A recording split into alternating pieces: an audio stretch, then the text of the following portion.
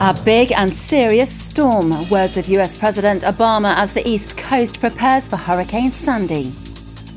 Exit polls in Ukraine show President Yanukovych's party of the regions in the lead after today's parliamentary elections. And at least 10 people have been killed and 145 wounded in northern Nigeria after a suicide car bomb attack at a Catholic church.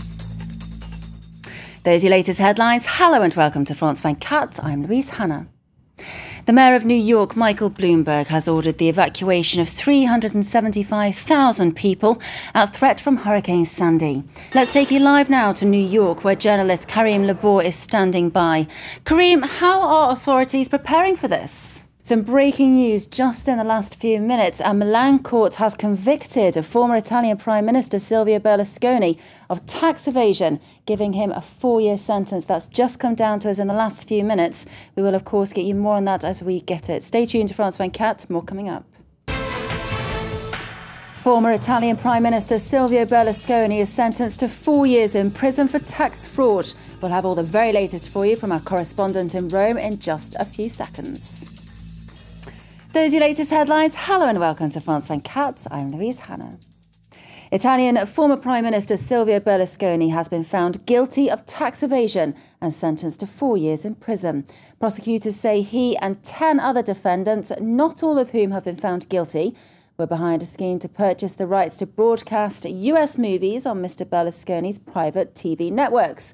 This was done through a series of offshore companies and the payments were falsely declared to avoid taxes. Well, let's get you the very latest on this now from our correspondent in Rome, Seema Gupta. Seema, did you believe that a guilty verdict would be handed down, first of all? Our reporter at Buckingham Palace is Louise Hannah. She's standing by now. It's been quite a day, Louise. Hannah, it's been absolutely fantastic, and we're all waiting here with bated breath for the famous appearance on the balcony and the kiss. This, of course, was a tradition established by Prince Charles and Princess Diana. They broke with royal protocol to kiss each other on the balcony because the public were calling for it. So there's a real atmosphere of anticipation and suspense.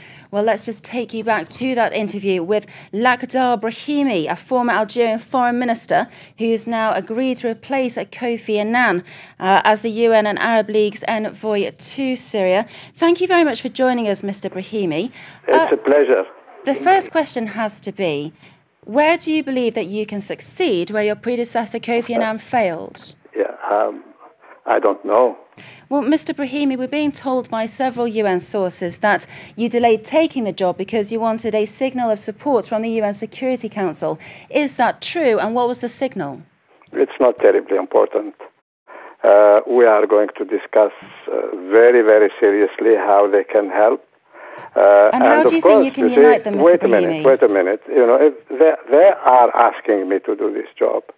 If they don't support me, there is no job. Mr. Brahimi, are you confident you can bring an end to the conflict in Syria? No, I am not. First, let's start you off with that breaking news story coming out of the United States tonight. At least 27 people, including 18 children, are believed to have been shot dead after a gunman opened fire at a primary school in Newtown in Connecticut. OK, Louise Hannah, your eyes on the ground there, as you mentioned, the thousands of journalists. Very quickly, what's your abiding memory of the day's events so far? It's the kiss. It's the kiss. I was stood here reporting outside Buckingham Palace. I had Mickey, who's a very good friend of mine, stood by my side, and the fly past. It was a really momentous occasion, and everybody's hearts just kind of skipped a beat. We all stopped being hard-nosed hacks just for a couple of seconds. You always were an old romantic, Louise Hannah. Thank you very much for keeping us posted throughout the day from London. And that's all from us here in the newsroom. Thank you for joining us. Stay tuned. We're back in 20 minutes.